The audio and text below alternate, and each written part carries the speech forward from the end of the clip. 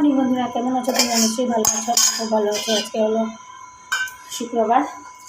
ঘুম থেকে উঠেছি, এত গরম, স্নান করে এসেছি, তবুও গরমে ঘুমে একদম চুপচুপা হয়ে গেছি।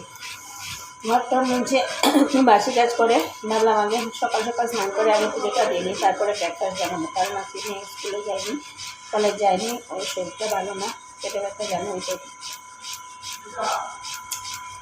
তো চলো আগে পুজোটা দিয়ে নিই। স্নান করে এসেছি, তো মাথা ভিজিয়ে স্নান করেছি।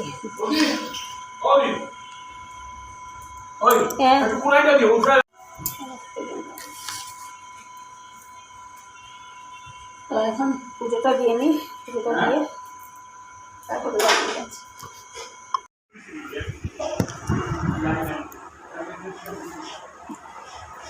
তো পুজো দিয়ে এসে এখন বানালাম রুটি আর আলুর তরকারি আর রুটি বানালাম, আর চা বানিয়ে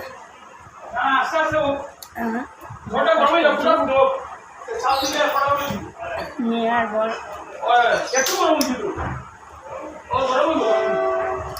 বল খেয়ে নিয়েছে, আমিও খাচ্ছি। এখন খেয়ে তারপরে রান্নাবাড়া করবো। আজকে কী রান্না করবো তোমাদের সাথে শেয়ার করবো।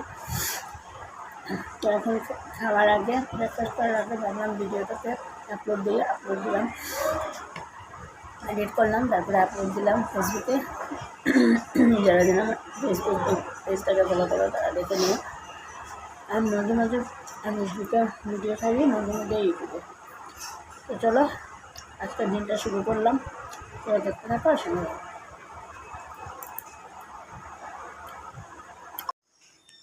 তো আজকে দুপুরে মেনু থেকে রান্না করছি, দেখাই ডাল করবো একটা রাতের জন্য। এখানে আলু কাকুল ঝিঙ্গা সব কেটেছি, এটা দিয়ে বড়ি ভেজে করবো একটা ঝালের মতো, আর ঝিঙ্গা আলু দিয়ে মাছের কাটা দিয়ে করবে, আর মাছের চচ্চড়ি।